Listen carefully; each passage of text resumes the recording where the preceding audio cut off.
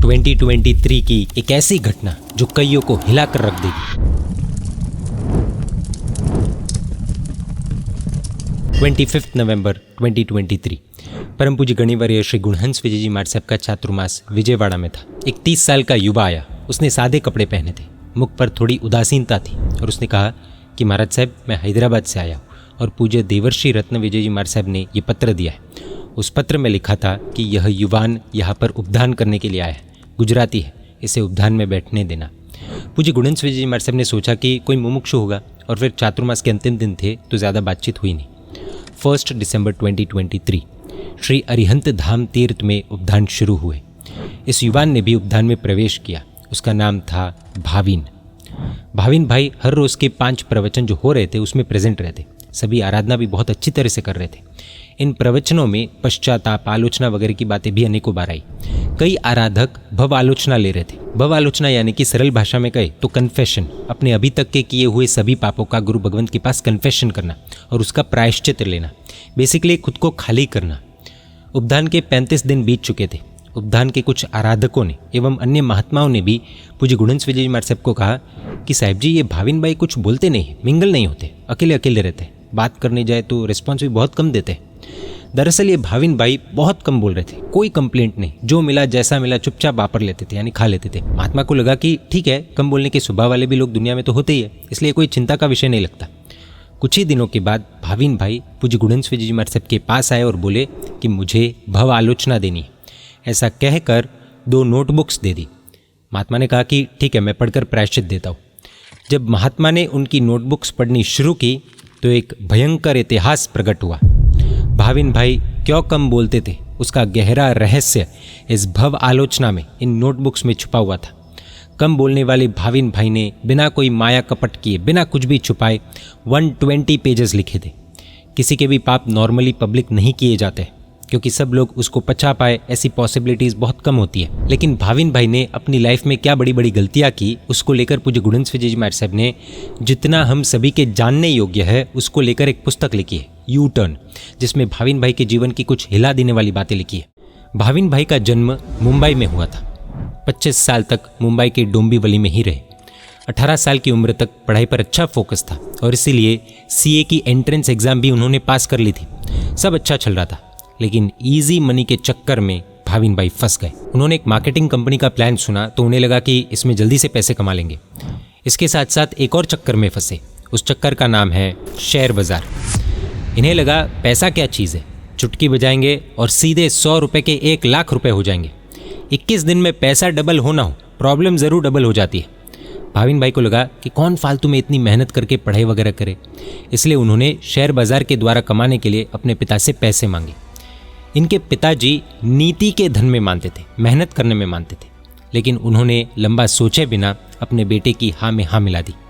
इन्होंने इनकी FD यानी कि फिक्स डिपॉजिट तोड़ दी और वो पैसे डाल दिए शेयर बाज़ार में। शुरू में थोड़े बहुत पैसे कमाए, इसलिए उत्साह बढ़ रहा था, मन भी इसमें ही लग गया था, तो पढ़ाई में मन लगना बंद हो गया था। इसलिए कॉलेज के दूसरे साल में वे फेल हो गए। CA की एंट्रेंस एग्ज़ाम देने वाला फेल हो गया। दूसरी तरफ 2008 में पूरे विश्व में मंदी का वातावरण फैल गया। इस मंदी में शेयर मार्केट की कमर टूट गई थी। जो भी इन्वेस्ट किया था उसके भाव बुरी तरह से गिर गए, बहुत बड़ा नुकसान हो गया। FD के पैसे साफ हो गए। 2009 तक इस तरह से चलता रहा। परेशानी के चलते भाविन भाई ने कॉलेज भी छोड़ दी और CA की पढ़ाई भी छोड़ दी। बड़े बुजुर्ग कहकर गए, कभी भी पूरी धनराशि एक जगह पर नहीं लगानी चाहिए। भाविन भाई इनके माता पिता के इकलौते बेटे थे। खुद के कारण इतना बड़ा नुकसान हुआ तो थोड़े गंभीर बन गए थे। 2009 में एक नौकरी ढूंढी, लेकिन प्रॉब्लम ये थी कि इजी मनी वाले रास्ते पर एक बार चलने के बाद ये रोज़ की 10 घंटे की मेहनत दुख रूप लग रही थी। 2010 में फिर से कोई मार्केटिंग कंपनी के चक्कर में नौकरी छोड़ दी और उस कंपनी का प्रचार करके लोगों को उस कंपनी में पैसे इन्वेस्ट करने को कहा। कंपनी की तरफ से जो वादे किए गए थे वो कभी पूरे हुए ही नहीं, इसलिए उसमें भी नुकसान हुआ। लोगों ने तो भाविन भाई को पकड़ा कि तेरे चक्कर में हमारे पैसे गए, हमारा कंपनी से कोई लेना देना नहीं, हमने तो तेरे भरोसे पैसे दिए थे, हमारे पैसे वापस कर। लोगों के साथ इस तरह से संबंध बिगड़ने लगे। अब नई नौकरी करके सही रास्ते पर आ सकते थे, लेकिन ये एक और नई कंपनी के मार्केटिंग में जुड़ गए। फिर ठोकर खाई, फिर से नई कंपनी। इस तरह से खुद का तो नुकसान किया ही किया, लेकिन दूसरों को भी सपने दिखाकर उनका भी नुकसान करवाया। कई लोग इनके कारण से भटक गए और परेशान हो गए। एक लालची को दूसरा लालची मिल ही जाता है।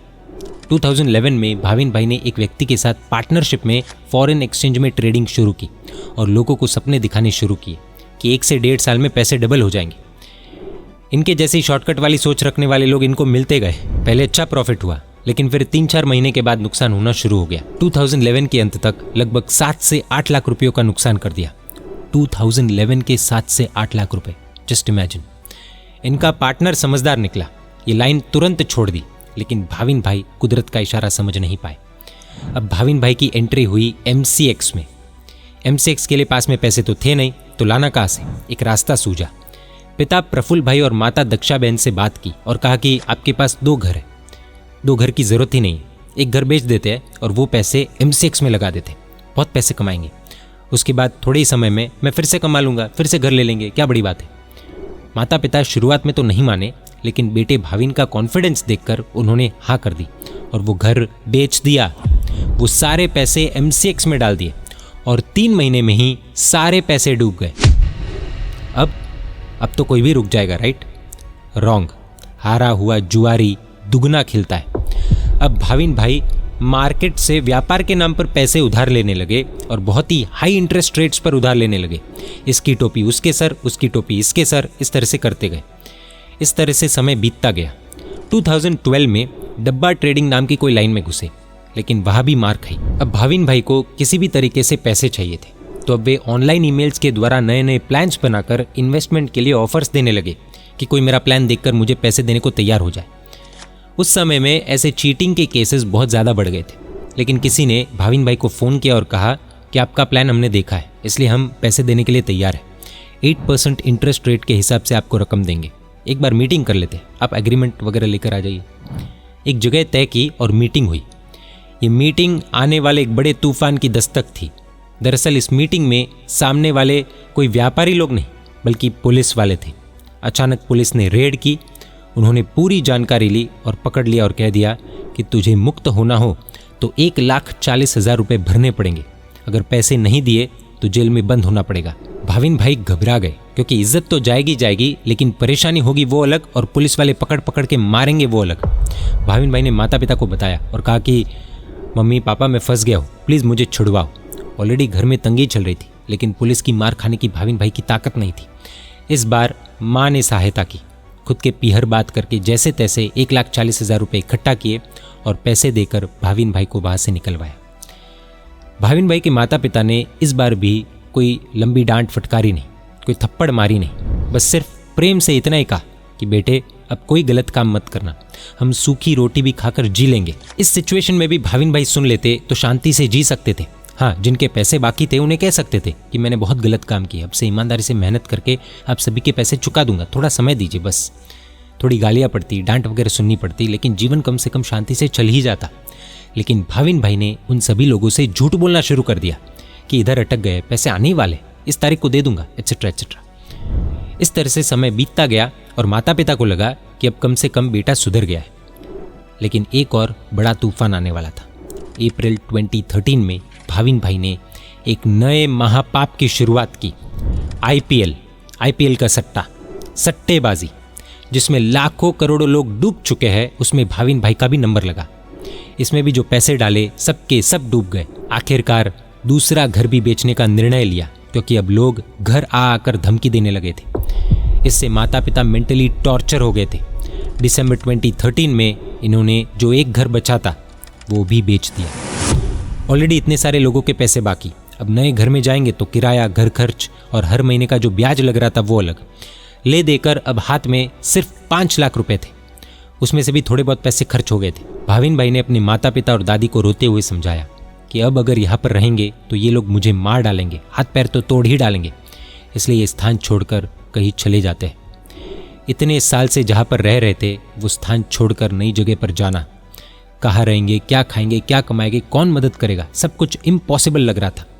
पिता की उम्र 52, माँ की 50, दादी की 70। अब भाविन भाई को गिल्ट फील होने लगा था कि माता पिता ने जीवन में करोड़ों रुपए तो नहीं कमाए, लेकिन मेहनत करके शांति से जी सके ऐसा जीवन जी रहे थे। कम से कम गलत काम तो नहीं किए, कम से कम लोगों के पैसे तो नहीं खाए, लोगों की हाय तो नहीं ली, चारों ने मिलकर एक भयानक निर्णय लिया। भाविन भाई ने कहा, शंखेश्वर चलते हैं, कोई व्यवस्था हो तो ठीक, वरना मैं आत्महत्या करूंगा। जी हाँ, सही सुना आपने, दी एंड। भाविन भाई ने सोचा कि कम से कम मेरी मृत्यु के बाद मेरे माता पिता को तो कोई परेशान नहीं करेगा और बचे हुए पैसों से वे जिंदगी पूरी कर लेंगे। भाविन भाई एक कदम उठाते उससे पहले एक चमत्कार हुआ। इस निर्णय के 2 दिन में ही भाविन भाई के फूफा जी उनके घर पर आए, जहाँ पर वे टेम्पररी शिफ्ट हुए थे। उन्हें भाविन भाई के निर्णय के अलावा बाकी सब बातों के बारे में सब पता था। भाविन भाई ने फूफा जी को शंखेश्वर जाकर लाइफ एंड करने वाला निर्णय भी बता दिया। उन्हें दया आ गई तो उन्होंने कहा कि आप चिंता मत करो, मैं आपकी कुछ व्यवस्था कर देता हूँ। भाविन भाई को लगा कि हमारी रक्षा करने के लिए शंखेश्वर पार्श्वनाथ दादा ने ही उन्हें भेजा है। जीवन में पहली बार प्रभु पर श्रद्धा प्रकट हुई। फूफा जी सीए थे। तुरंत 4 से 5 जगह फ़ोन लगाए और साउथ इंडिया के एक शहर में उनके एक मित्र अपनी फैक्ट्री में नौकरी पर रखने के लिए तैयार हो गए। फूफा जी ने कहा कि वहाँ पर तेरे लिए किराए का घर भी रेडी है, तो परिवार के साथ वहाँ पर चले जा। यहाँ पर जीना आप लोगों के लिए मुश्किल हो रहा है, उधर कोई परेशान नहीं करेगा। और हाँ, अब वापस ऐसी कोई भी भूल मत करना, वरना मुझे मेरे मित्र को जवाब देना भी भारी पड़ेगा और आप चारों की भी ज़िंदगी बहुत मुश्किल में आ जाएगी। बस अब जो मिले उसमें संतोष मानकर जीना। भाविन भाई के दिल में पैसे नहीं चुकाने की खराब नीयत नहीं थी, लेकिन उनके पास दूसरा कोई उपाय ही नहीं था। अब सब अच्छा हो जाएगा, इस उम्मीद से एक नई शुरुआत करने की सोची। लेकिन किसे पता था कि एक भयानक भविष्य मुंह फाड़ कर आगे खड़ा था। 11 मार्च 2014 सुबह के 4 बजे भाविन भाई का परिवार घर को आखिरी बार देखकर आंखों में आंसुओं के साथ भाग गया। जी हाँ, भाग गया, या फिर ऐसा कह सकते हैं कि भागना पड़ा, क्योंकि सबको कहकर तो जाना पॉसिबल ही नहीं था। भाविन भाई की रक्षा करने के लिए उनकी माताजी ने अपने मंगलसूत्र को भी 2013 में गिरवी रख दिया था। उस मंगलसूत्र को भी ये छुड़वा नहीं सके। 2010 से 2014 तक जिन जिन लोगों ने भाविन भाई पर भरोसा किया था, उन सभी को धोखा ही मिला। ये सट्टेबाजी का रिजल्ट है। साथ ही परिवार की जमा पूंजी, 2 घर, सोना, मन की शांति, सब कुछ नष्ट हो गया। ये शॉर्टकट वाला रास्ता दिखता अच्छा है, लेकिन बहुत कुछ नष्ट हो जाता है। अब तक मुंबई में भाविन भाई के सर पर 35 लाख रुपयों का कर्ज सर पर आ गया था। मार्च 2014 में दक्षिण भारत के एक शहर में शिफ्ट हुए। नौकरी भी मिली, रहने के लिए घर भी मिल गया, पढ़े लिखे थे तो मान सम्मान भी मिला। इस कंपनी में डिस्पैच का डिपार्टमेंट भाविन भाई देख रहे थे और अब सैलरी थी 60,000 रुपीज़ पर मंथ। लेकिन सट्टा, जुआ, ये सब ऐसा व्यसन है कि एक बार आदमी इसका टेस्ट कर ले तो आसानी से छोड़ नहीं पाता है। इतनी मार खाने के बाद भी कोई फिर से गलत काम तो नहीं ही करेगा ना? रॉन्ग, ऐसा नहीं है। सट्टा चीज़ ही ऐसी है। भाविन भाई की बुद्धि फिर से उल्टी चलने लगी। अगस्त 2014 में वहाँ पर किसी से 1 लाख रुपयों का लोन लिया और ट्रेडिंग शुरू कर दी। सभी को पता है कि मुश्किल से 10 से 15% लोग ही कमाते हैं और 80 to 90% गंवाते हैं। जैन 2016 तक वो 1 लाख रुपए साफ हो गए। इतना ही नहीं, इसके साथ इन्होंने जो मेहनत कर करके अलग से 60,000 रुपये बचाए थे, वो भी राख हो गए। मेहनत करके अच्छी ग्रोथ मिल रही थी, लेकिन शॉर्टकट के चक्कर में फंसते जा रहे थे। इतनी मार खाने के बाद भी रुके नहीं। मई 2016 में बैंक से 1.5 लाख रुपए का लोन लिया और सभी पैसे शेयर मार्केट और MCX में फिर से डाले। जैन 2017 तक ये पैसे भी साफ हो गए। अब निर्णय किया कि ये लाइन मेरे लिए है ही नहीं, मुझे मेहनत ही करनी होगी, और फिर पूरी लगन के साथ, मेहनत के साथ काम करने लगे। 2019 तक इस तरह से चलता रहा और अब फिनेंशियल कंडीशन भी अच्छी होती जा रही थी।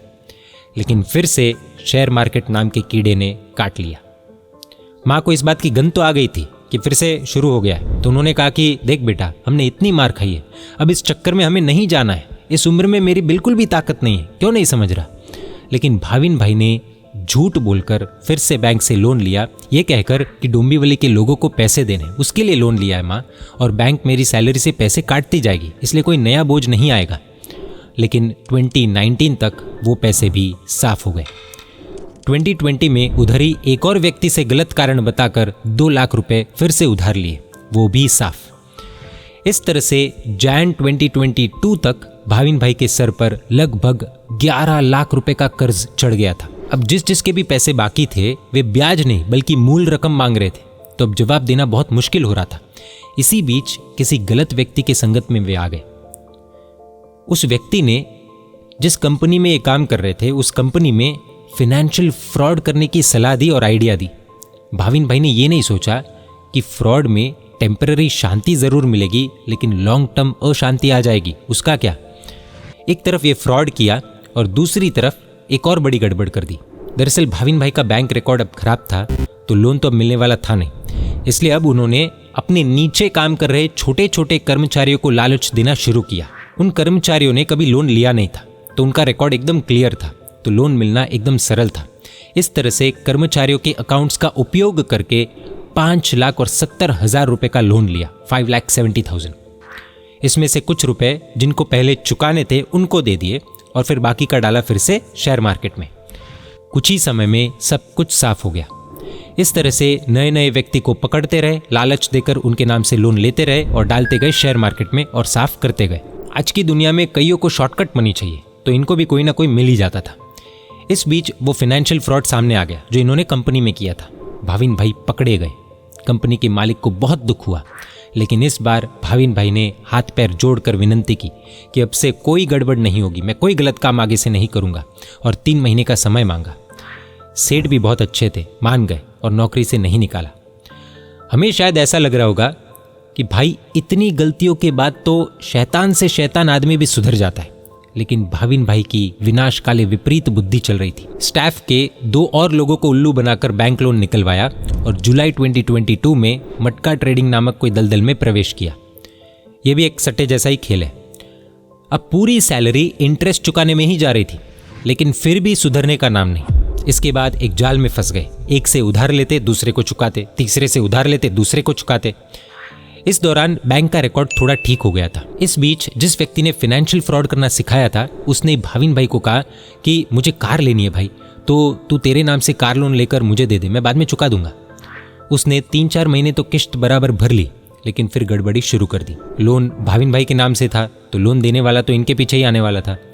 अगर इस बार कंपनी में फिर से कोई पैसे मांगने के लिए आया और गड़बड़ी पकड़ी गई तो नौकरी चली जाएगी, ये सोचकर भाविन भाई इसकी टोपी उसके सर करते गए। इधर से पैसे लेते उधर चुकाते, उधर से पैसे लेते इधर चुकाते, जैसे तैसे गाड़ी चलाते रहे। भाविन भाई के पाप कर्म इतने भारी थे कि अब एक बिल्डर उनके संपर्क में आया। उसने भाविन भाई के साथ फ्रॉड करके भाविन भाई के नाम से 7 लाख रुपए होम लोन ले लिए, जो भाविन भाई को कभी मिले ही नहीं। दूसरी तरफ मई 2023 में एक दूसरे बैंक से फिर से 5 लाख रुपए लोन लिए। इस बीच अहंकार के चलते कि पैसा कमाना कोई बड़ी बात नहीं है, मैं आराम से देख लूंगा, मुझे नौकरी की जरूरत नहीं है, ऐसा सोचकर अपने ही उस उपकारी सेठ के साथ झगड़ा करके एक झटके में नौकरी छोड़ दी। ये वही सेठ है जिसने भाविन भाई को आत्महत्या करने से बचाया था, पूरी फैमिली को सेटल किया था, लेकिन भाविन भाई उनका उपकार भूल गए थे। अगस्त 2023 उसी कंपनी के माध्यम से संपर्क में आने वाले 4 लोग भाविन भाई के पास आए और कहा कि हम सब साथ में मिलकर शेयर मार्केट में ट्रेडिंग शुरू करते हैं। इन सभी ने मार्केट से जैसे तैसे झूठ वगैरह बोलकर 15 लाख रुपए उठा लिए थे। ये 4 लोग बहुत लालची थे, जिन्होंने सोचा कि भाविन भाई का एक्सपीरियंस बहुत खतरनाक है, हम सब मिलकर कमाएंगे। भाविन भाई ने बड़े बड़े रिस्क लेने शुरू किए और इन लोगों को घुमाना शुरू किया कि थोड़ा बहुत प्रॉफिट तो हुआ है, लेकिन थोड़ा वेट करना पड़ेगा। बहाना बनाकर इनके पैसे खुद के अकाउंट में ट्रांसफर करवा दिए और खुद के ऊपर जो पहले का कर्ज था उनकी किश्त इनके पैसों से भर दी। लालची को लालची मिल ही जाते हैं और लालची को लालची फंसाता ही है। भाविन भाई के खतरनाक एक्सपीरियंस के चलते इन्होंने 10 लाख रुपए साफ कर दिए और नवंबर 2023 में ये भांडा फूट गया। इन 4 में से एक पुलिस डिपार्टमेंट में होम गार्ड था और उसकी पहचान अच्छे लोगों के साथ थी, तो उसने प्रेशर बनाना शुरू कर दिया, पैसे वापस कर दे नहीं तो छोड़ेंगे नहीं। भाविन भाई ने बचने के लिए 10 नवंबर की डेट डालकर सभी को चेक दे दिया और कह दिया कि इस डेट के बाद डालना वरना पास नहीं होगा। उन लालची लोगों ने सोचा कि अपने भाविन भाई तो 10 नवंबर तक कोई ना कोई जुगाड़ तो कर ही लेंगे, एक्सपर्ट आदमी है। लेकिन इधर भाविन भाई को पता था कि अब तो किश्त भरनी है, पैसे देने हैं, लोन वाले भी पीछे पड़े, जिस बैंक से लोन लिया था वो भी पीछे पड़े हुए, और अब इनको चेक दे दिए तो ये भी पीछे पड़ने वाले। अब अंत में भाविन भाई ने फिर से वही निर्णय लिया, आत्महत्या, लाइफ को दी एंड कर देते हैं। हमें लगेगा कि भाई इतने समय तक इनके माता पिता ने कुछ किया क्यों नहीं, तो लगाई होती तो सब ठीक हो जाता। बात सही है, लेकिन इतने समय तक माता पिता भाविन भाई की गतिविधियों को देखते रहे और जो बहाने जो झूठ भाविन भाई बोलते रहे उन पर विश्वास करते रहे। भाविन भाई के माता पिता बहुत ही सरल स्वभाव के हैं। इस बार भाविन भाई ने अपना जीवन अंत करने का फैसला सुनाया तो माता पिता को झटका तो लगा, लेकिन इतना आश्चर्य नहीं हुआ। इस फैसले में भी भाविन भाई ने अपने माता पिता को कन्विंस कर दिया। अब आप सोचिए, अंत में दिल पर पत्थर रखकर भाविन भाई के माता पिता ने अनुमति दे दी कि बेटा अब कोई दूसरा रास्ता नहीं है, तो फिर तुझे जैसा ठीक लगे वैसा कर। 7 से 8 दिन चर्चा हुई कि किस तरह जीवन अंत करना है। अंत में निर्णय लिया कि 9 नवंबर 2023 को ट्रेन की पटरी के नीचे सोकर जीवन अंत कर देते हैं। लेकिन उस विचार से घबराहट शुरू हुई, तो फिर डिसीजन चेंज किया कि नहीं, आत्महत्या नहीं करनी, परंतु भाग जाते हैं। वर्षों पहले जैसे डोंबिवली छोड़कर भागे थे, वैसे ही वापस इधर से भागकर कहीं और चले जाते हैं। इस तरह से डिसीजन चेंज करने के पीछे कारण ये था कि भाविन भाई ने सोचा कि मेरे नाम की 1 करोड़ की LIC पॉलिसी थी। मैं मर जाऊँ तो माता पिता को 1 करोड़ की धनराशि मिलेगी, उसमें से ये लोग सबका कर्ज भी चुका देंगे और बाकी बचे थोड़े पैसे में, यानी 10-20 लाख या फिर 30-40 लाख में शांति से जीवन बिताएंगे। लेकिन जांच करने पर पता चला कि नेचुरल डेथ हो तो ही पैसे मिलते हैं, आत्महत्या करने पर 1 रुपया भी नहीं मिलेगा। इसलिए डिसीजन चेंज किया। जस्ट इमेजिन ऐसे व्यक्ति के माता पिता किन हालातों से गुजरे होंगे कि उन्हें अपने ही बेटे को आत्महत्या करने के लिए अनुमति देनी पड़ी होगी। सट्टेबाजी का, शेयर मार्केट का, MCX में इस तरह से खेलने का परिणाम कितना भयानक होता है ना। 8 नवंबर 2023 की रात को भाविन भाई ने दक्षिण भारत का वो शहर छोड़ दिया और 9 नवंबर 2023 पहुंच गए मुंबई।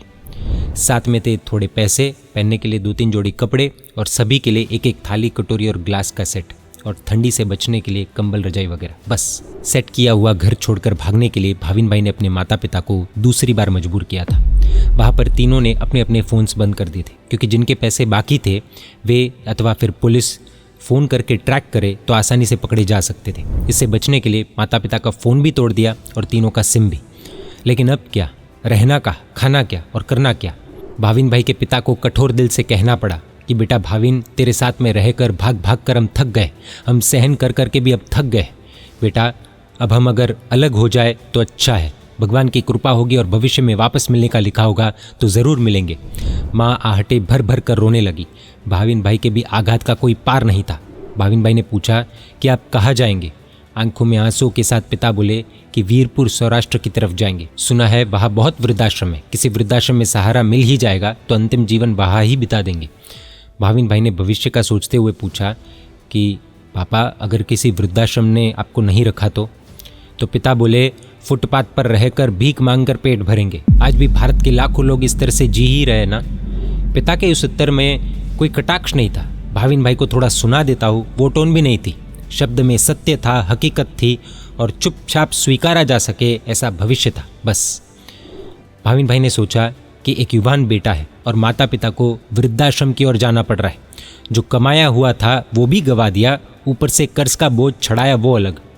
खुद के ऊपर भाविन भाई को धिक्कार महसूस हो रहा था। धत यार, ये मैंने क्या कर दिया, कहाँ थे और कहाँ ला कर रख दिया माँ बाप को। काश मैंने शेयर मार्केट में हाथ नहीं डाला होता। अब आगे कोई ऑप्शन नहीं था, इसलिए भाविन भाई ने अपने पिता के पैरों में गिरकर आशीर्वाद लिए। भाविन भाई के पापा रोते हुए बोले कि बेटा बस अब गलत कदम मत उठाना। सिर्फ इतना कहा और उनका गला अटक गया। माँ के चरणों में गिर पड़े और माँ भी अपने बेटे के गले लगकर ज़ोर ज़ोर से रोने लगी, क्योंकि अब वो माँ अपने बेटे से हमेशा हमेशा के लिए अलग होने वाली थी। माँ ने पूछा बेटा तू कहाँ जाएगा, और अचानक भाविन भाई को तेलंगाना राज्य का लगभग 1400 वर्ष प्राचीन तीर्थ श्री कुलपाक जी तीर्थ याद आ गया। इस तीर्थ की भाविन भाई ने 2 बार यात्रा भी की थी और वो भव्य प्रतिमाएं, अद्भुत भगवान, शांत वातावरण भाविन भाई को अपनी ओर बुला रहा हो ऐसा महसूस हुआ। भाविन भाई ने अपनी माँ से कहा कि अभी तो मैं कुलपाक जी जाऊँगा और वहाँ पर प्रभु की भक्ति करूँगा, बाद में क्या करना वो तो भगवान ही जाने। माता पिता के पास थोड़े पैसे थे तो वो पैसे लेकर वे पहुँचे सौराष्ट्र के वीरपुर और भाविन भाई मुंबई से पहुँचे हैदराबाद और वहाँ से श्री कुलपाक जी तीर्थ। 5 दिन वहाँ पर रुक गए, लगभग 11 नवंबर 2023 से 15 नवंबर 2023 तक। इन 5 दिनों में आई दिवाली, 13th, 14th और 15th, ये तीनों दिन वहाँ पर मंगल के लिए आइम्बिल किए। बहुत भाव से उन्होंने प्रभु भक्ति की, परमात्मा से एक मांग की, प्रभु सच्चा रास्ता दिखाना। बहुत तीव्र भावना से प्रार्थना की थी और भगवान ने सुन ली। आइम्बिल सफल हुए। अब तक जितना हमने भाविन भाई के बारे में सुना है वो सब सुनकर शायद हमें गुस्सा आया होगा, नफरत आई होगी कि ऐसा बेटा किसी माँ बाप को ना मिले, ऐसा व्यक्ति मेरे सामने आए तो अक्कल ठिकाने लगा दूँ, एट्सेट्रा एट्सेट्रा। इतने गलत काम करने के बाद भी ऐसे व्यक्ति को कौन स्वीकारेगा, राइट? ये क्वेश्चन आता है। लेकिन ऐसे व्यक्ति को भी भगवान स्वीकारते हैं, ऐसे व्यक्ति की भी प्रार्थना हमारे परमात्मा सुनते हैं, बस इसलिए वे परमात्मा बन पाए। भाविन भाई को जज करने से पहले थोड़ा रुकना होगा, कहीं ऐसा ना हो कि बाद में हमें पछताना पड़े कि अरे बाप रे, इस व्यक्ति के बारे में मैंने कितना भला बुरा सोचा। खैर, बढ़ते आगे। आइम्बिल पूरे करने के बाद कुलपाकजी तीर्थ से वे पहुंचे हैदराबाद। वहाँ पर परम पूज्य पन्यास प्रवर श्री विराग रत्न विजय जी महाराज साहब, जो अब आचार्य बन गए हैं, उनके साथ रहे हुए पूज्य देवर्षि रत्न विजय जी महाराज साहब मिले। उनको सब कुछ बता दिया। उन्होंने भाविन भाई को विजयवाड़ा उपधान में जाने की प्रेरणा की और साथ में एक चिट्ठी लिखकर दे दी। ये वही चिट्ठी थी जो भाविन भाई ने पूज्य गुणहंस विजय जी महाराज साहब को दी थी। उस चिट्ठी के बाद भाविन भाई श्री अरिहंत धाम तीर्थ में आयोजित उपधान में बैठे और प्रवचन सुनते सुनते उन्हें खुद के दोष नजर आने लगे।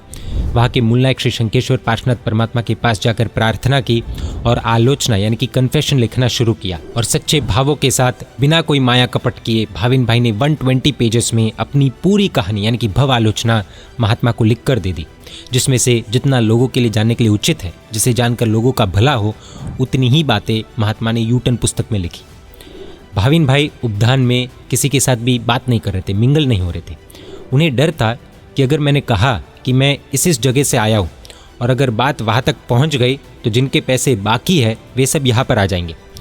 भाविन भाई की सोच ये थी कि किसी भी ग्रुप के साथ जुड़ने में भी बहुत डर है, क्योंकि कोई पूछे कि क्या करते हो, परिवार में कौन कौन है, कहाँ रहते हो, ऐसा कुछ पूछ लिया तो सही उत्तर देने की मेरी अब ताकत नहीं है और अब गलत बोलने का पाप मुझे करना नहीं है। झूठ के पीछे ही पूरी ज़िंदगी कहाँ से कहाँ आ गई, इसलिए अब झूठ से भी नफरत हो गई थी। भाविन भाई ने अपने इतिहास का वो दिन भी बताया कि जहाँ से उन्हें झूठ बोलने की गलत आदत लग गई थी। एक बार जब वे स्कूल में थे, स्कूल में कंपटीशन हारने के बावजूद फालतू में घर आकर झूठ बोला कि मैं सेकंड आया हूँ और फर्स्ट 3 विनर्स को इनाम के तौर पर चॉकलेट मिली है। इस छोटे से झूठ से उन्हें झूठ बोलने की आदत लगी और पूरा जीवन बर्बाद हो गया। इस दौरान शेयर बाजार में ट्रेडिंग के दौरान गंदी गंदी गालियाँ भी सीख ली थी। इस दौरान जब पिता इन्हें रोकते तो भाविन भाई अपने ही पिता को बहुत रूडली जवाब देते। विनय नाम का गुण भी खो बैठे, सत्य नाम का गुण भी वे खो बैठे थे। इनकी दादी का 70 वर्ष की उम्र में निधन हो गया था। एक व्यसनी अपने जीवन में सिर्फ व्यसन नहीं बल्कि दुर्गुण भी साथ ले आता है। शेयर मार्केट का गुस्सा कई बार भाविन भाई अपनी ही दादी पर निकालते। उनकी उम्र हो गई थी तो कई बार बेड पर ही वे टॉयलेट कर देते थे, तो भाविन भाई उन्हें सुना देते थे कि जानबूझकर आलस के कारण ऐसा कर रही है। उनके साथ भी बहुत बुरा व्यवहार किया था और न जाने कितने लोग भाविन भाई को मन ही मन बद्दुआ दे रहे थे, गालियाँ दे रहे थे। कितनों की शांति भाविन भाई की इस सट्टा लगाने की लत ने, शेयर मार्केट की लत ने भंग की थी। इस तरह उन्होंने अपने सारे पाप आलोचना में लिखकर दे दिए थे।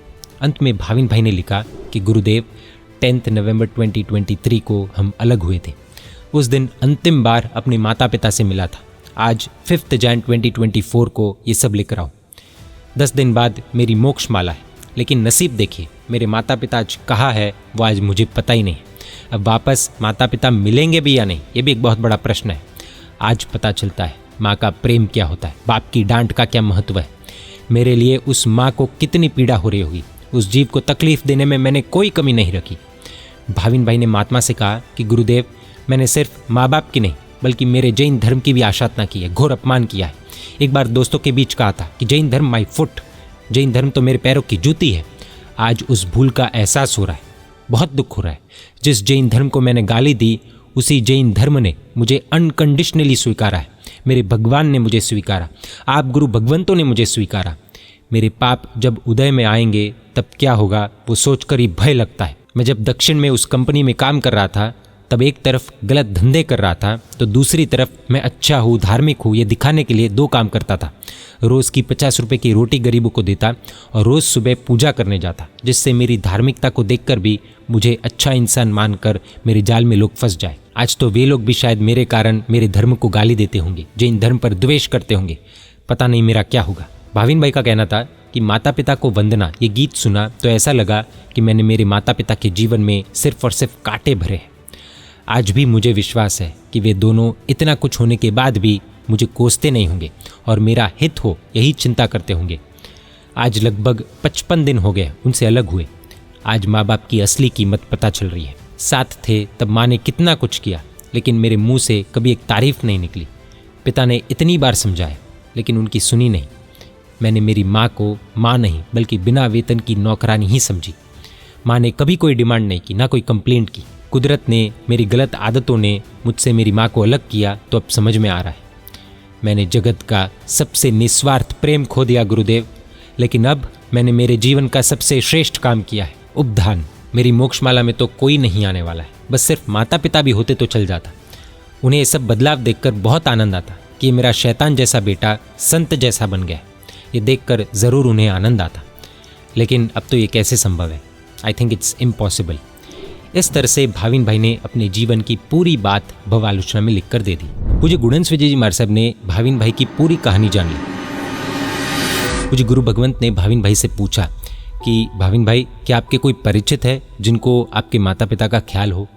तो भाविन भाई ने उत्तर दिया कि गुरुदेव, मेरे काले कारनामों के बाद मेरे कोई सगे नहीं रहे हैं, इसलिए तो दक्षिण से वापस मुंबई गए तब भी हमने किसी से भी मदद नहीं मांगी।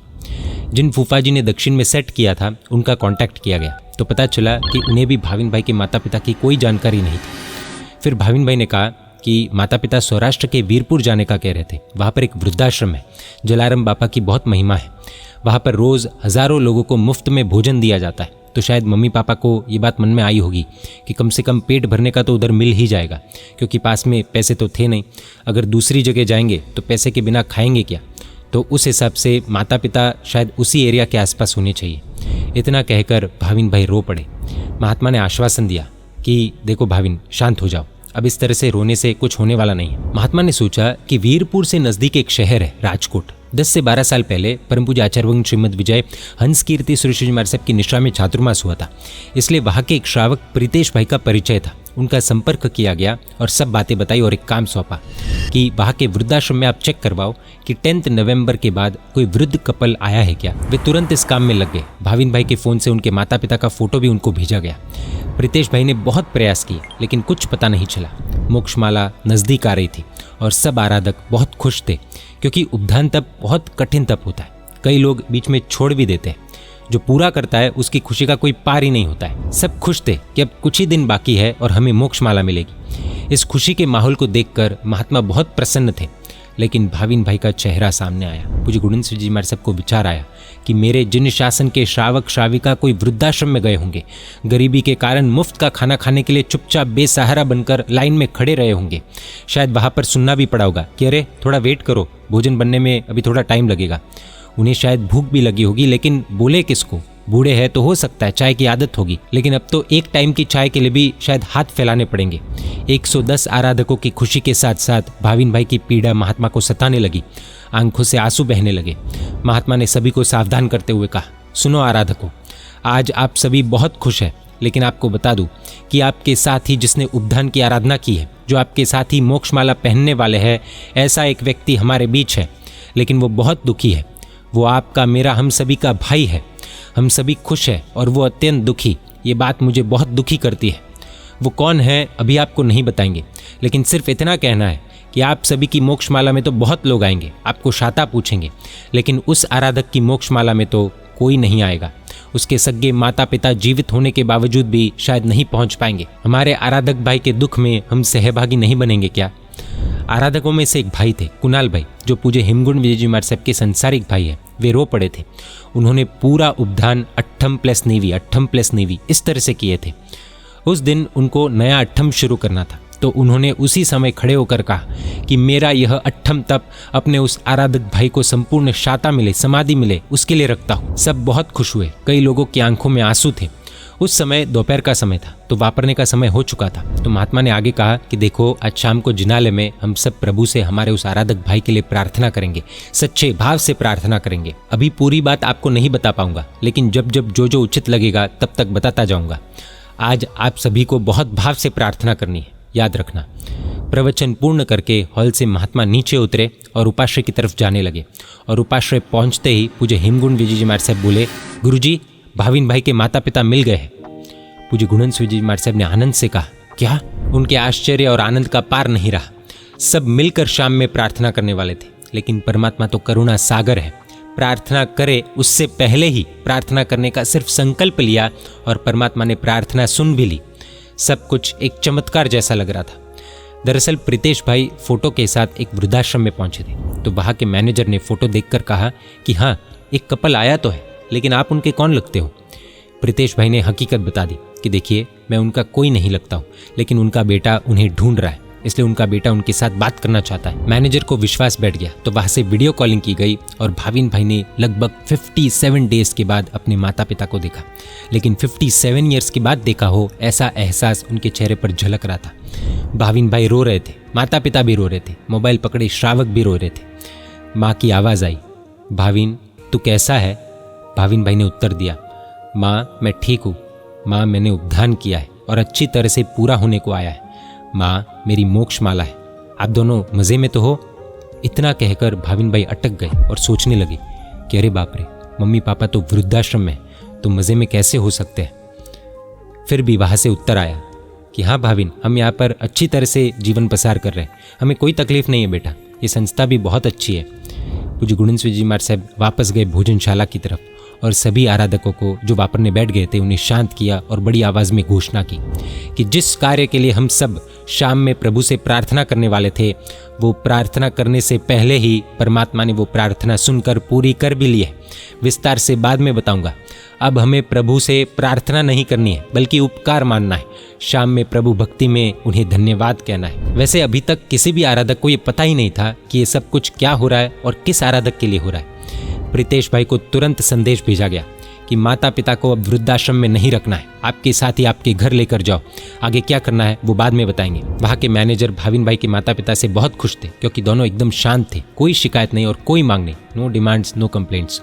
और मैनेजर का कहना था कि ये बहन यानी कि भाविन भाई की माँ बहुत एक्टिव है, खुद रसोई घर में भोजनशाला में भोजन के समय में सभी को परोसने का काम भी करती है। वहाँ से निकलते वक्त मैनेजर ने कहा कि आप दोनों को वापस आना पड़े ऐसी इच्छा तो नहीं रखता हूँ, आप अपने बेटे के साथ एकदम खुशी से रहना, लेकिन मानो भविष्य में वापस यहाँ पर आने की ज़रूरत पड़े तो हमारे दरवाजे आपके लिए हमेशा खुले रहेंगे। प्रीतेश भाई को संदेश भेजा गया कि 24 घंटे में भाविन भाई के माता पिता विजयवाड़ा के पास अरिहंत धाम तीर्थ पहुँच सकेंगे क्या। प्रीतेश भाई ने अपनी मेहनत शुरू की और राजकोट से हैदराबाद फ्लाइट में और हैदराबाद से 300 किलोमीटर कार के द्वारा अरिहंत धाम तीर्थ लाने का प्लान बनाया गया। उस समय पूज्य गुरु भगवंत के पास नितिन भाई नामक चेन्नई के एक श्रावक उपस्थित थे। उन्होंने अपने हैदराबाद के मित्र केतन भाई को फ़ोन किया और कार से तीर्थ पर लाने का कार्य सौंपा। केतन भाई एयरपोर्ट गए, उन्हें वहाँ से अपने घर ले जाकर अच्छी तरह से नाश्ता वगैरह करवाया और फिर वहाँ से ड्राइवर के साथ अरिहंत धाम तीर्थ के लिए रवाना किया।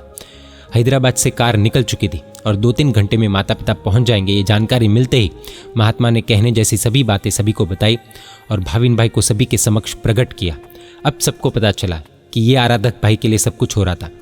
सब कुछ तो नहीं बताया था, जितना योग्य था उतना ही बताया गया था। महात्मा और आराधक तो कल्पना भी नहीं कर सके ऐसी घटना हो रही थी।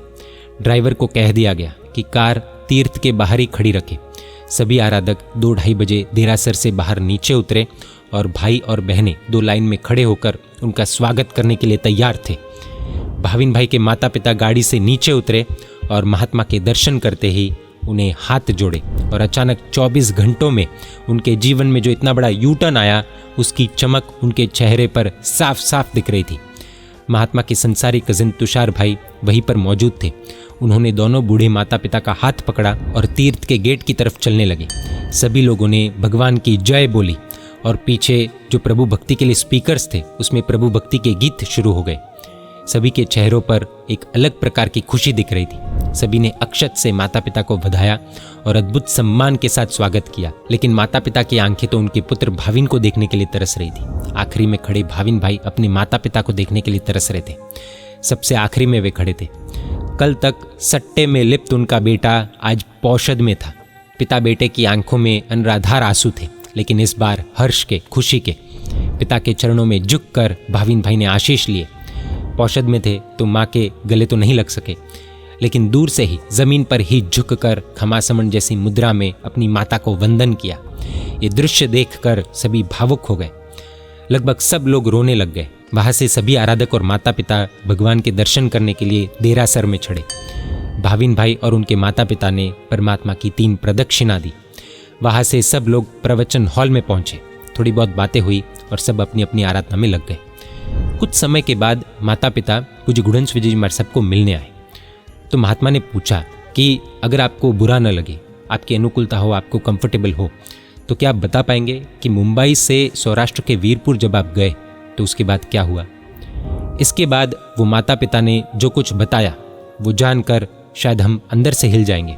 पूज्य गुणहंस विजय जी महाराज साहब से बात करते समय माता पिता ने कहा कि पहले तो हमने तलाश करके 2-3 वृद्धाश्रमों में काफ़ी पूछताछ की, हमें वहाँ पर रखने के लिए विनती भी की, हाथ भी जोड़े, लेकिन कोई ना कोई कारण से हमें वहाँ पर नहीं रखा गया। कहाँ जाना पता नहीं चल रहा था, पैसे हमारे पास थे नहीं।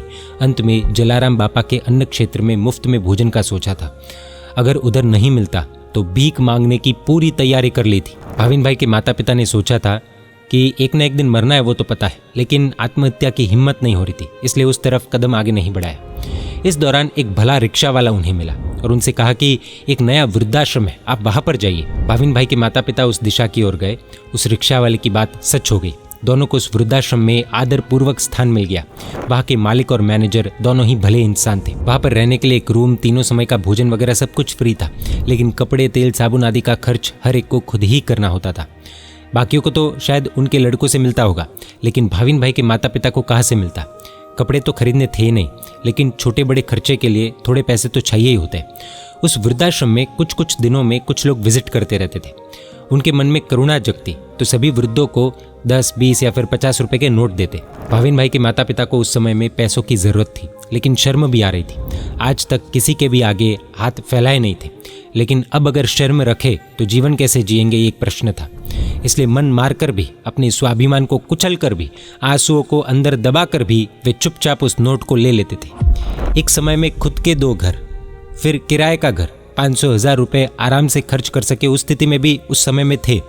और आज ऐसी स्थिति थी कि 10 रुपये भी किसी से दान में लेने पड़ रहे थे। एक संतान का शेयर मार्केट का नशा किस तरफ लेकर जाता है और उसके माता पिता की क्या दशा होती है, उसका ये प्रत्यक्ष उदाहरण है।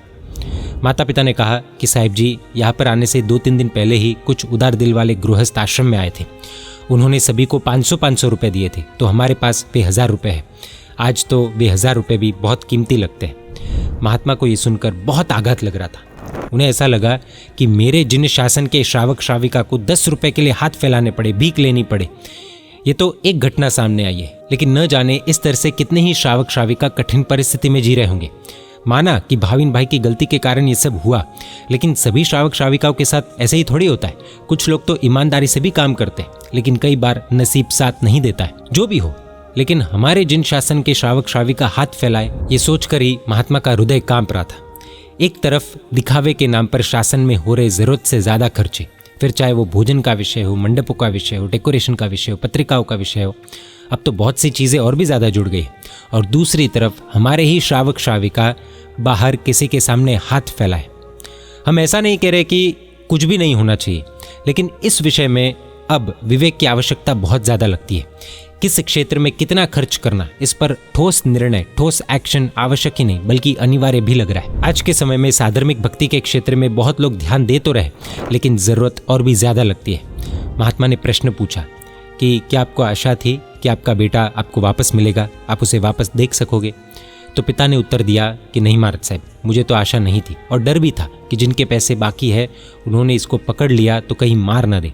पुलिस में शिकायत कर पकड़वा भी सकते हैं, जेल में भी डलवा सकते हैं। लेकिन माँ ने कहा, गुरुदेव मुझे तो पूरा विश्वास था। मैं रोज़ सुबह शाम प्रभु को प्रार्थना करती थी कि मेरा बेटा जहाँ भी हो तो उसकी रक्षा करना प्रभु, और उसे रास्ते पर लगाना।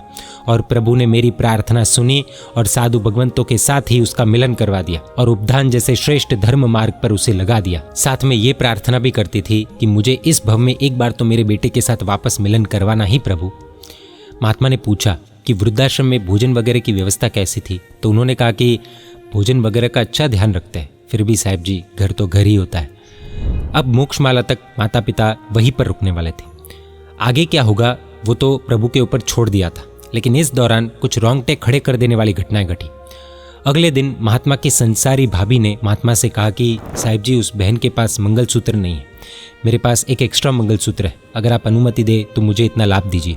थोड़ी देर में चेन्नई के कविता बहन है, उनकी छोटी बेटी जिनिशा ने कहा कि महाराज साहब, मुझे मम्मी ने अभी कान में पहनने की ईयरिंग्स गिफ्ट में दी है, वो सोने की है, मुझे भाविन भाई के मम्मी को ये पहनानी है, मुझे इतना लाभ लेने दो। थोड़ी देर में उपधान में आराधना करने वाले एक रिंकू बहन नामक श्राविक आए और कहा कि साहब जी, मेरे पास सोने की एक वस्तु है, उसकी कीमत लगभग आज के समय में 5 लाख की होगी, वो मुझे इस परिवार को देनी है, ये लाभ मुझे दीजिए। थोड़ी देर में निधि बहन, जो उपधान के लाभार्थी परिवार की बेटी थी, वो आए। दरअसल उनका उस दिन जन्मदिन था, तो उन्होंने भाविन भाई की माता के चरणों को स्पर्श करके आशीर्वाद मांगा कि आज मेरा जन्मदिन है, आप मुझे आशीर्वाद दीजिए। तो माता दक्षा बहन ने 100 रुपये दिए कि खाली हाथ आशीर्वाद नहीं दिए जाते। निधि बहन तो पौषध में थे, तो रुपयों को स्पर्श नहीं किया, लेकिन ये घटना उन्होंने जब बताई तो आश्चर्य हुआ कि उनके पास देने के लिए ज़्यादा कुछ भी नहीं है, फिर भी 100 रुपये निकाल कर देने के लिए हाथ आगे बढ़ाए। कितनी उनके अंदर की सरलता। ये सब कुछ सुनने में, देखने में भले सामान्य लग रहा होगा, लेकिन आज के समय में इसी साधर्मिक भक्ति की आवश्यकता लगती है। अब प्रश्न ये था कि भाविन भाई जब तक सेटल ना हो तब तक क्या करना, उनके माता पिता तब तक कहाँ रहेंगे, एक बहुत बड़ा प्रश्न था। वृद्धाश्रम में रखने की तो बिल्कुल भी भावना नहीं थी, लेकिन दूसरी कोई व्यवस्था नहीं हो तब तक यही एक उपाय था, वृद्धाश्रम। ये बात महात्मा ने उपधान में सभी के सामने कह दी, क्योंकि महात्मा का विजन इस विषय में एकदम क्लियर है कि साधर्मिकों को मदद नहीं बल्कि मेहनत दो, ताकि वे खुद के पैरों पर खड़े हो जाए। यही प्रैक्टिकल और लॉन्ग टर्म सॉल्यूशन है। और कमाल हो गया। पूज्य गुणहंस विजय जी महाराज साहब के एक शिष्य महात्मा है, जिनका नाम है पूज्य वासक्षेप विजय जी महाराज साहब। उनके संसारी माता दीपिका बहन, वो वहीं पर थे। उन्होंने कहा, यदि आपकी अनुमति हो तो भाविन भाई के माता पिता को मैं अपने घर में रखना चाहती हूँ, पूरी जिंदगी रखूंगी, मेरे माता पिता की तरह ही रखूंगी, आप मुझे ये लाभ दीजिए गुरुदेव। इनकी उम्र खुद की 50 के आसपास होगी और भाविन भाई के माता पिता की उम्र इनसे भी अधिक थी। तो प्रैक्टिकली बात करें तो वे ज़्यादा कुछ काम भी नहीं कर पाएंगे, यानी कि ज़्यादा घर में काम आने वाले भी नहीं है प्रैक्टिकली स्पीकिंग। लेकिन ऐसी सिचुएशन में भी उन्होंने ये भावना व्यक्त की, दिस इज एक्स्ट्रा ऑर्डिनरी। आज के समय में लोग खुद के माता पिता को भी नहीं रखना चाहते, ऐसे में किसी और के माता पिता को रख कर उनकी सेवा करने की इच्छा व्यक्त करनी, सैल्यूट है ऐसी श्राविका को। यह है हमारा जिन शासन। इसी बीच एक और घटना घटी। उपधान में भाविन भाई के भाव चढ़ते ही जा रहे थे। उन्होंने महात्मा के चरणों में गिरकर कहा कि महाराज साहब, क्या आप मुझे दीक्षा देंगे? मुझे अब इस संसार का त्याग करके प्रभु के मार्ग पर चलना है, मुझे अब संयम की इच्छा है।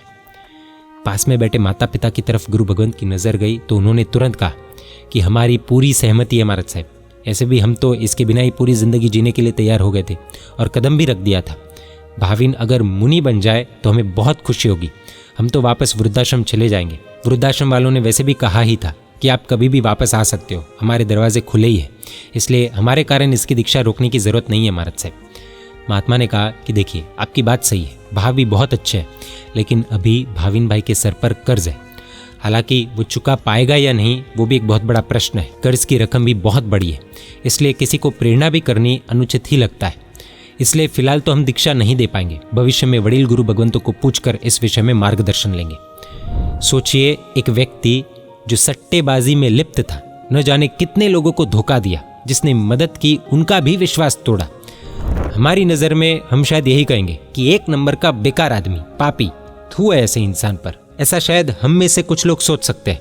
लेकिन इसी व्यक्ति पर जब प्रभु की कृपा बरसी, सुगुरु भगवंतों का सत्संग हुआ, तो लोहा भी सोना बन गया। अब यही आत्मा, जिसको शायद हम अभी तक शैतान समझ रहे होंगे, वो साधु बनना चाहता था। क्या किसी को जज करने का अधिकार हमें है? सोचने जैसा है। अब प्रैक्टिकली बात करें तो भले भाविन भाई के प्रति सबको पॉजिटिव भाव आए, लेकिन रियलिटी इज रियलिटी। ऐसे व्यक्ति पर अब कौन विश्वास करे? असत्य बोलने वाले पर, यानी कि झूठ बोलने वाले पर जल्दी से कोई इंसान विश्वास नहीं करता है। लेकिन जिन शासन में रत्नों की कहाँ कमी है, चेन्नई के श्रावक नितिन भाई ने पहल की और कहा कि इस पूरे परिवार को मैं चेन्नई लेकर जाऊंगा, मेरे वहाँ ही भाविन भाई को नौकरी पर रखूंगा, सब सेट हो जाएगा गुरुदेव। नितिन भाई को चेन्नई में 1 BHK का घर मिल गया और भाविन भाई को अपने यहाँ ही नौकरी पर रख दिया। शैतान से शैतान व्यक्ति भी अगर सही संगत में आ जाए तो भगवान बन सकता है। भाविन भाई अपने जीवन में गलत तरीके से पैसे कमाना चाहते थे, कई शॉर्टकट्स अपनाए, लेकिन कोई फायदा नहीं हुआ। इस हताशा में व्यक्ति खुश होने के लिए या फिर टेम्पररी सुख पाने के लिए कोई ना कोई शॉर्टकट जरूर ढूंढता है। भाविन भाई ने इस दौरान गंदे वीडियोस देखने शुरू कर दिए थे। Yes, he was addicted to watching adult content. इसके बाद जब सही रास्ते पर आए तब उन्हें बहुत गिल्ट महसूस हुआ कि ये मैंने क्या कर दिया, दूसरों की माँ बहन बेटी को मैंने इस तरह से देखा, ये सब पाप उदय में आएंगे तब मेरा क्या होगा। फिर बीच में वो एक बार सूरत गए थे। वहाँ पर उन्होंने सरस्वती लब्ध प्रसाद पद्म भूषण से सम्मानित परम पूज्य आचार्य भगवान श्रीमद विजय रत्न सुंदर सुरेश जी महाराज साहब के दर्शन किए। उनके श्रीमुख से भाविन भाई ने आजीवन ब्रह्मचर्य व्रत का अभिग्रह लिया। अब भाविन भाई की भावना थी कि मुझे सभी के पैसे चुकाने हैं, लेकिन चुकाना संभव नहीं था क्योंकि पास में धन नहीं था और रकम भी छोटी नहीं थी। ब्याज साइड में रखे और सिर्फ मूल रकम भी देखने जाए तो छोटे बड़े कुल 100 से भी ज़्यादा लोगों के पैसे लिए थे और टोटल अमाउंट लगभग 1 करोड़ तक का था। भाविन भाई अब दीक्षा लेना चाहते थे और माता पिता से जब पूछा गया कि ये दीक्षा ले तो आपको समस्या नहीं होगी क्या, तो माता पिता ने क्लियरली कह दिया कि हमारा तो जो होना होगा सो होगा, लेकिन इसकी दीक्षा में हम कभी भी ना नहीं कहेंगे। पूज्य गुणवंत विजय जी महाराज साहब ने कहा कि अभी लगभग 1 करोड़ का कर्ज है और शास्त्रों में मना किया है कि कर्ज हो तब तक दीक्षा नहीं देनी चाहिए, नहीं तो जैन धर्म की निंदा होती है। लोग बोलेंगे कि हमारा पैसा खा गया और अब पैसे वापस देने न पड़े इसलिए साधु बनकर बैठ गया। लोग बोलेंगे ये साधु लोग भी जोरदार है, अपने चेले बनाने की लालच में ऐसे कर्ज में डूबे व्यक्ति को भी दीक्षा दे देते हैं, अब तो हमें पैसे मिलने से रहे। इस तरह की बातें होती है, इसलिए पैसे चुकाए बिना तो दीक्षा नहीं हो सकती। अब इसका कोई प्रैक्टिकल सोल्यूशन नहीं था। भाविन भाई के पास कर्ज चुका सके इतना धन नहीं था और इधर गुरु भगवंत के पास एक आत्मा की दीक्षा के लिए कोई 1 करोड़ का कर्ज चुका दे ऐसा कोई भक्त भी नहीं था, इसलिए दीक्षा की बात फिलहाल अटक गई। इसके बाद वर्ष 2024 में चेन्नई की धरती पर सौकारपेट आराधना भवन में पधारे तार्किक शिरोमणि श्रमणी गणनायक परम पूज्य आचार्य भगवान श्रीमद विजय अभय शेखर सुरेश जी महाराज साहब आचार्य श्री के 2 शिष्य महात्माओं का 100 ओली का पारना था। उस पारने के लाभ के लिए उन्होंने आयम्बिल में ही चढ़ावा बुलवाया। जो जितने ज्यादा आयम्बिल करेगा उसे पारने का लाभ मिलेगा। भाविन भाई ने ये चढ़ावा लेने का निर्णय लिया और अंत में 2200 आयम्बिल का चढ़ावा लेकर ये लाभ लिया। नियम ऐसा था कि जितना आयम्बिल हो उससे दुगुने दिनों में उतने आयम्बिल करने, तो 2200 आयम्बिल यानी कि 4400 दिनों में करने, यानी कि 2200 आयम्बिल 4400 डेज में करने। भाविन भाई ने ओली का पाया भी भर दिया और 17 से 18 ओली उनकी हो भी गई थी। इस तरफ पूज्य गुणवंत विजय जी महाराज साहब की निश्रा में कुलपाक जी तीर्थ में उपधान चल रहे थे और खेतवाड़ी मुंबई में एक प्रभावशाली साध्वी जी भगवान श्री परम रेखाश्री जी महाराज साहब ने इस पुस्तक पर प्रवचन दिए थे। तो वहाँ से 2 श्रावक भाई कुलपाक जी तीर्थ आए और अपनी भावना व्यक्त की कि अगर भाविन भाई दीक्षा लेते हैं तो हम उनका कर्ज उतारने की मेहनत करना चाहते हैं, लेकिन रकम कितनी वो उनको पता नहीं था। उनकी इच्छा तो बहुत थी, लेकिन जब उन्हें पता चला कि रकम 1 करोड़ के आसपास की है तो वे विचार में पड़ गए और काम अटक गया। समय बीता और पूज्य आचार्य भगवान श्री अभय शेखर सुरेश जी महाराज साहब के साथ ही पूज्य गुणवंत विजय जी महाराज साहब और उनके शिष्य महात्मा को चातुर्मास निश्चित हुआ तो पूज्य गुणवंत विजय जी महाराज साहब बैंगलोर पहुंचे। वहाँ पर आचार्य भगवान श्री की निश्रा में श्री सुशील धाम जैन तीर्थ में उपधान होने वाला था। वहाँ पर पूज्य देवर्षि रत्न विजय जी महाराज साहब द्वारा एक संदेश आया कि एक भाग्यशाली भाविन भाई की दीक्षा के लिए 45 लाख रुपए 45 लाख रुपीस देने के लिए तैयार है। इस रकम में अगर उनका कर्ज उतर जाए तो वे दीक्षा ले सकते हैं। इस खबर का बहुत आनंद हुआ। हमें जानकर आश्चर्य होगा, जैन मीडिया पर हमने अमेरिकन दीक्षार्थी ऋषि भाई का पॉडकास्ट लिया था। जरूर आपने वो पूरा इंटरव्यू देखा होगा, जो 1 करोड़ की सैलरी छोड़कर दीक्षा ले रहे थे। अगर आपने नहीं देखा तो एक बार देखने जैसा है। उनकी दीक्षा के साथ साथ उनकी माता सुनीता जी की भी दीक्षा निश्चित हो गई थी। अब उनके पास जो बाकी बचे पैसे थे उनको अच्छे मार्ग में उसका उपयोग करना था। साधर्मिक भक्ति का ऑप्शन सामने था। एक युवक कर्ज से मुक्त होकर दीक्षा ले ले, इससे अच्छा और क्या हो सकता था। अभी पूरी प्रॉब्लम सॉल्व नहीं हुई थी क्योंकि 100 से भी ज़्यादा लोगों के पैसे चुकाने थे। 1 करोड़ की रकम थी और 50 लाख में सेटलमेंट करना था। अगर एक व्यक्ति भी इस तरह के सेटलमेंट में माने नहीं तो दीक्षा अटक जाएगी। अब एक ही व्यक्ति का कर्ज होता तो एक को ही समझाना पड़ता। यहाँ पर तो 100 से भी ज़्यादा लोग थे, उसमें भी छोटे छोटे 10, 20, 30 हज़ार वाले भी बहुत थे। वो अब 50% में माने, ऐसे चांसेस कितने। ये सब सेटलमेंट करे कौन, क्योंकि खुद भाविन भाई जाए तो जिंदा भी लौटेंगे या नहीं एक प्रश्न था। ये काम हाथ में लिया अहमदाबाद के श्रावक कुलदीप भाई ने 18 मई 2025। वो स्पेशली इस काम के लिए बेंगलोर आए। उन्होंने कहा 1 महीने में सब सेटल हो जाएगा, इससे पहले मैं घर नहीं जाऊंगा। आप दीक्षा की तैयारी कीजिए साहब जी। ऋषि भाई और उनकी माता सुनीता जी की दीक्षा 8 जून 2025 को मुंबई के पास शाहपुर मानस मंदिर तीर्थ में निश्चित हो चुकी थी। कुलदीप भाई एक एक करके जिनके पैसे बाकी थे उन सभी के पास जाने लगे। 4-5 दिनों में आधे से ज़्यादा लोग सेटलमेंट के लिए मान गए थे। फिर दक्षिण भारत में जिनके पैसे बाकी थे उनके पास गए और कहा कि भाविन भाई दीक्षा लेना चाहते। पहले तो कईयों को गुस्सा आया, उन्होंने गुस्सा व्यक्त भी किया, अपशब्द भी बोले, लेकिन फिर पता चला कि 50% धनराशि वापस मिल रही है तो सब खुश हो गए। कुलदीप भाई ने प्रेम से उन्हें सब सिचुएशन बताई और समझाया। सब बहुत खुश हुए और सेटलमेंट में सब मान गए। उन्होंने पैसे लिए और कर्ज चुकता होने के हस्ताक्षर कर दिए। उल्टा फिर तो कुलदीप भाई को नाश्ता भोजन करने को कहने लगे। पैसे की ज़बरदस्त ताकत है। अब डोंबिवली के कुछ लोग थे जिनके पैसे बाकी थे। कुलदीप भाई वहाँ पर पहुँचे। एक भाई ने कहा कि उस बात को तो लगभग कई साल बीत गए, मैं तो समझ चुका था कि वो पैसे कभी आएंगे नहीं, लेकिन इतने साल के बाद भी आप आए हो तो बहुत अच्छा लगा। उन्होंने भी सेटलमेंट के लिए स्वीकार किया। उन्होंने कहा कि मेरे घर पर बेटे की शादी है, मुझे इससे बहुत सपोर्ट मिलेगा। इधर दूसरी तरफ बेंगलोर में सुशील धाम में उपधान चल रहे थे। उस उपधान में भाविन भाई के माता पिता भी जुड़ गए थे। उधर कुलदीप भाई का संदेश आया कि आप दीक्षा का मुहूर्त लेने जा सकते हैं। लगभग काम हो चुका है और सब बहुत खुश है और संतुष्ट है। चेन्नई के श्रावक विक्रम भाई 25 मई 2025 के दिन भाविन भाई को लेकर मुंबई पहुंचे। वहां पर दीक्षा की जय बोली गई, यानी कि दीक्षा का मुहूर्त मिला। दीक्षा 8 जून 2025 को ही मानस मंदिर तीर्थ में ऋषि भाई और उनकी माता के साथ ही होगी, ऐसी घोषणा हुई। दीक्षा का मुहूर्त लेने में भाविन भाई के माता पिता उनके साथ नहीं थे क्योंकि वे तो उपधान में थे। बस 14 दिनों में तो भाविन भाई के हाथों में रजोहरण आना था, वेश परिवर्तन होना था और दुनिया की नज़रों में 2 साल पहले का पापी यही भाविन भाई अब बनने वाले थे विश्व एवं देवों को भी वंदनीय ऐसे पंच महाव्रतधारी साधु। 30 मई को भाविन भाई अपने माता पिता की मोक्षमाला के लिए बेंगलोर पहुंचे। अद्भुत माहौल था। पूज्य गुणवंत जी महाराज साहब ने भाविन भाई को कहा कि इतना बड़ा परिवर्तन हुआ है तो दीक्षा से पहले ही 108 मजबूत नियम लेना, उससे सुंदर संयम जीवन आगे बढ़ेगा। आखिरकार वो स्वर्णिम दिन आया, 8 जून 2025, इतिहास को हमेशा हमेशा के लिए बदल देने वाला दिन।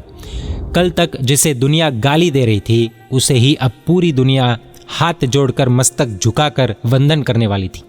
अमेरिकन दीक्षार्थी ऋषि भाई एवं उनकी माता सुनीता जी के साथ साथ जीवन का सबसे बड़ा यू टर्न लेने वाले भाविन भाई की भी दीक्षा हुई। संघ शासन कौशल्याधार परम पूज्य आचार्य भगवान श्रीमद विजय जय सुंदर श्री महाराज साहब, पूज्य आचार्य भगवान श्रीमद विजय गुणरत्न श्री महाराज साहब के शिष्य रत्न परम पूज्य आचार्य भगवान श्रीमद विजय यशो रत्न श्री महाराज साहब एवं पूज्य जय सुंदर श्री महाराज साहब के शिष्य रत्न परम पूज्य आचार्य भगवान श्रीमद विजय प्रेम सुंदर श्री महाराज साहब के हाथों से उन्हें रजोहरण प्राप्त हुआ और ऋषि भाई हुए पूज्य मुनिराज श्री ऋषि हेम विजय जी महाराज साहब एवं भाविन भाई हुए पूज्य मुनिराज श्री यशो हेम विजय जी महाराज साहब।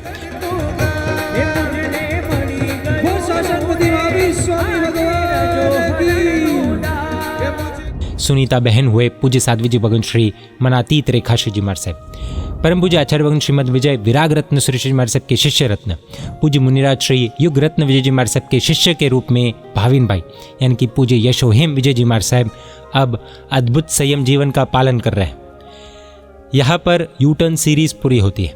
अगर आपको ऐसी जिज्ञासा हो कि 50% चुका कर कैसे कोई दीक्षा ले सकता है, क्या ये उचित है, क्या पूरे पैसे चुका देते, ऐसा क्यों नहीं किया, इस तरह से पैसे चुका कर किसी की भी दीक्षा हो, क्या ये उचित है क्या, इन सारी जिज्ञासाओं का अगर जेन्युइनली समाधान पाना हो तो यू टर्न पुस्तक प्राप्त कर आप पढ़ सकते हैं। इस सीरीज की टीचिंग्स शॉर्ट में देखें तो पैसा कभी भी शॉर्टकट से आता नहीं और आए तो भी टिकता नहीं।